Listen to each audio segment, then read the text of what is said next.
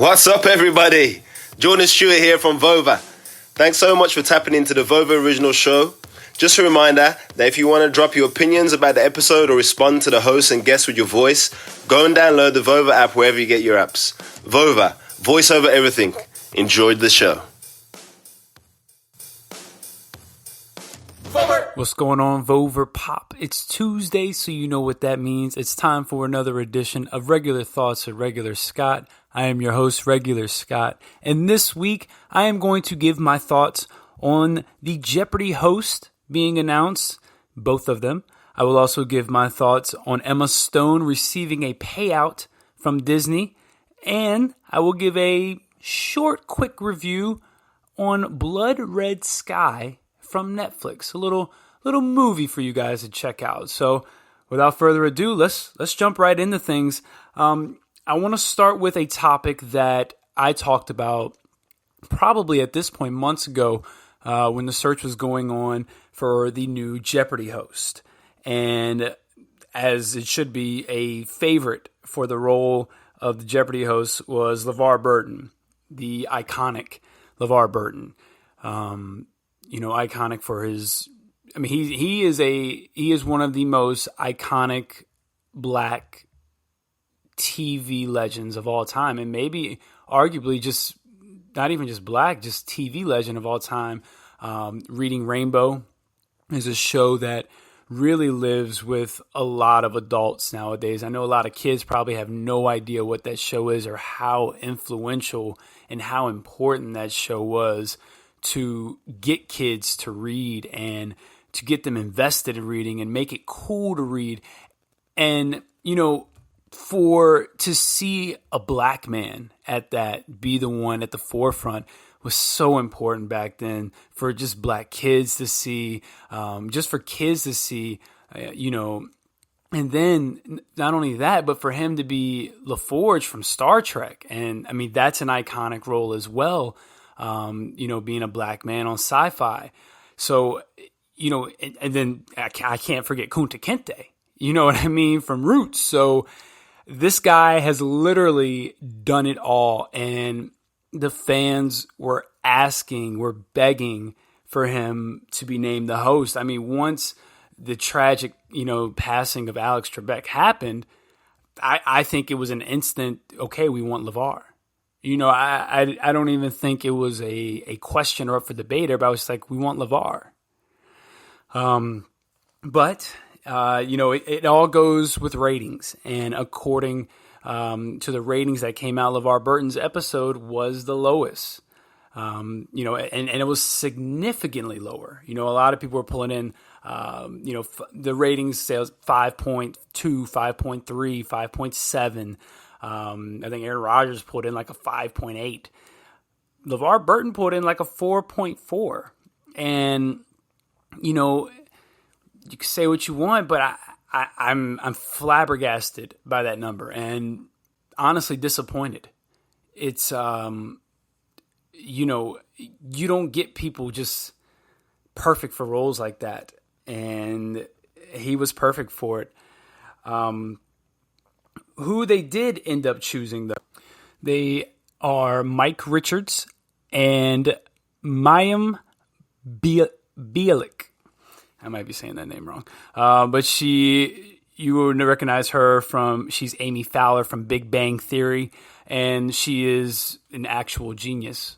So she really does all that. She's legit super smart, incredibly intelligent, beautiful woman, does a great job on Big Bang Theory, is definitely one of the highlights there. Mike Richards, on the other hand, is that's one that everybody's not too sure about.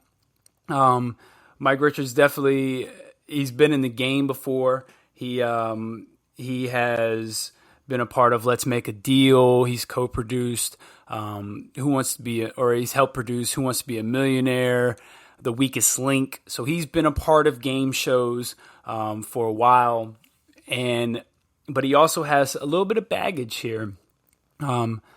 I found this on Deadline, and they mentioned that issues around the new appointment have surfaced in the last few weeks when it was revealed that during his stint as co-executive producer executive producer on The Price is Right, Richards was implicated in discrimination lawsuits by former models on the show, including a 2010 complaint by Brandy Cochran, who was awarded $8.5 million in damages after an appeal. The case was ultimately settled. A later lawsuit with another model was also settled. While featured in both complaints, Richards was only named as a defendant in the second lawsuit. He was later removed. I don't like to speculate. I hate to speculate, but there are certain times where a speculation could be okay, and I think this is one of them. If you settle in court, 8 times out of 10, you're guilty. You've done something wrong for you to want to just settle it in court, especially for a lofty price of $8.5 million. You did something wrong. Something happened that you don't want to get out, and you're trying to shut them up. That's not a good look for Jeopardy. And let's keep it 100 about this hosting gig. Mike was called first. He was the one that got the gig first. The backlash came, okay? And then that's when they decided that Mayim should be the second co-host. And she's not even a host of Jeopardy. She's going to be hosting Jeopardy spinoffs, which is, again, absolutely ridiculous. Just ridiculous. The only reason she's even a part of this, and she should have been the host anyway, if you weren't going to go with Levar Burton, okay? There were so many other... You had the former contestants. Aaron Rodgers did a great job. Obviously, he's not going to be a full-time host because he's an NFL player, but he did a great job. She should have been the next in line. She's fantastic. She's exactly what you want. She knows what she's talking about. She has the credentials to back it up. But now you're doing it as a PR move to try and make good on choosing Mike Richards when you should have chose LeVar Burton to begin with, and you wouldn't be in this pickle. If you make the easy decision, the one that's right in front of you, you don't have to worry about anything. It's absolutely ridiculous. On Twitter, the lovely Ava DuVernay, the one who's creating the New Gods, not the New Gods, the Eternals for Marvel that will be coming out later this year. She wrote on Twitter, which this also has 35,000 likes so far, me trying to create a show right in this moment for LeVar Burton to host and make an international hit.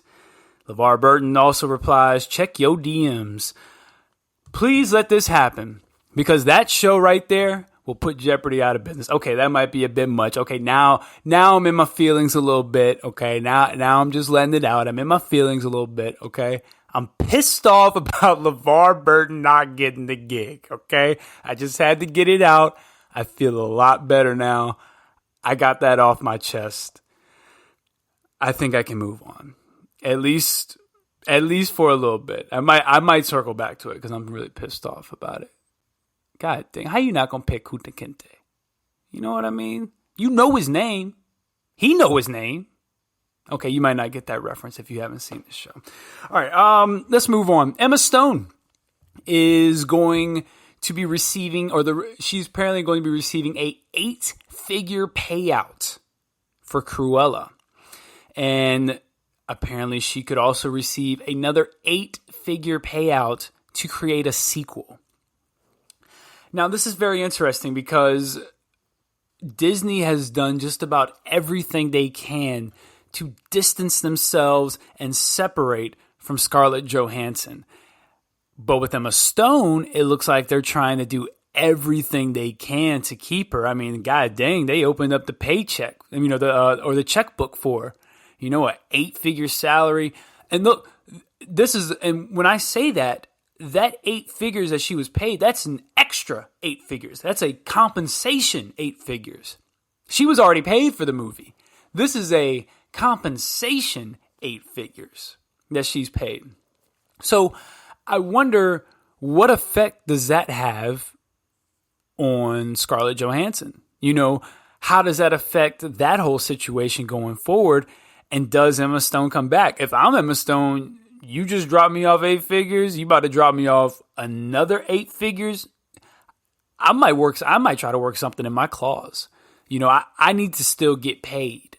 We need to lower what the box office needs to be for me to get my bonus, or you need to up this. I mean, as of right now, she's in a position of power, and she needs to utilize. And why not utilize it? Flex on them boys, man. They want to act funny and try to, I don't know the whole situation of what's going on behind the scenes and whatnot, but they want to act funny with Scarlett, who's been in the game with Disney and Marvel for a decade plus and been part of, the largest franchise in movie history. And you do her like that. But then, if I'm Emma Stone, I'm like, yo, I'm going to eat. You know what I mean? Like, I'm going to suck y'all dry and take every dime I can from you. Because you're not just going to throw me to the wayside when you're done with me. Because that's pretty much what they're doing. I didn't even think about it until I just said that. But it kind of feels like they might just be like, well, we don't need Scarlett because we got Emma. Let's just pay Emma. She's younger. You know what I mean? Like, which is ridiculous. Which is absolutely ridiculous and they're both stars, but Scarlett is a bona fide star. She's solidified herself. Household name. So, good on Emma. Go get that money. Go get that bread. You make them break bread for you. Let them break you off something fat. You make sure you get that fat check. Especially if they want you back for a sequel, get paid, man. And hopefully a lot of other actors and actresses are seeing this and like, yo, did you see what Emma Stone just got for her sequel movie? I need that. You know what I'm saying? And even if you don't get an 8-figure contract, if you can get a 7 figures, you know what I'm saying? I need that. You got to do what you got to do to get your money. So good on her. Not mad at all. And for my final regular thought, I actually wanted to do something a little different. I'm going to try to do this more often here on the show. Maybe not every week, maybe every other week or, every few weeks. But I'm going to try to bring a different movie to the table. Something new or something that I've just seen or something I just recently rewatched. And this week I want to bring to you Blood Red Sky on Netflix. It is a international movie. I believe it's German, but you can have, you can either do subtitles or you can have it dubbed. But it's a pretty good movie. It's a little bit of a horror flick, and I won't give away the plot or do any spoilers or anything like that. But I definitely think if you're looking for something new, this is it. The premise of the movie is about this mother and son who are heading to America because the mom is sick or has some type of disease, and they want to go see this doctor because the doctor says he'll be able to help her. So they're making the trip, and the plane gets hijacked. And while they're on the plane, the mother gets shot. This is all in the trailer, by the way, so there's no spoilers. And you come to find out that she's actually a vampire, and she's going to America to try to get cured of her quote-unquote disease of being a vampire. So she has to go and save her son, try to save the plane, and get to the doctor. And it's all about, the mom, and it's all about embracing who you are. That's pretty much, and it's very much a family story about a bond between a mother and a son. It's a little bit more emotional than I thought. I enjoyed it. I liked it. It was different. It doesn't quite exactly follow all the tropes that you would expect it to. And again, it's different, stands out. So I really enjoyed it. I think it would be, if you're looking for something different, if you like vampire movies, if you kind of like, hijacking and, you got to save the plane. If you like Air Force One, you might like it. Just think of Air Force One mixed with 30 Days of the Night. That's probably the closest crossover comparison I can think. Air Force One and 30 Days of the Night. Or you could think of it like Snakes on a Plane, except vampire on a plane. However you want to do it. It's a couple different ways you can think about it. But that's all I got for this week. We did it. We knocked it out the park. You can find me on Twitter at Need4 Marvel vs. DC. That's the number 4. You can also find me on the Vover app at Regular Scott. And don't forget, I have a new show on Fridays here on the Vover app. It is the Titans After Show, Titans Season 3 on HBO Max. I will be doing an after show every Friday here on Vover, so make sure you check that out. I'm also here on Wednesdays with the 3 Count on Vover Sports. But as always, y'all have a good time, because we're going to have a good time until we talk to y'all next time. Peace. Vover!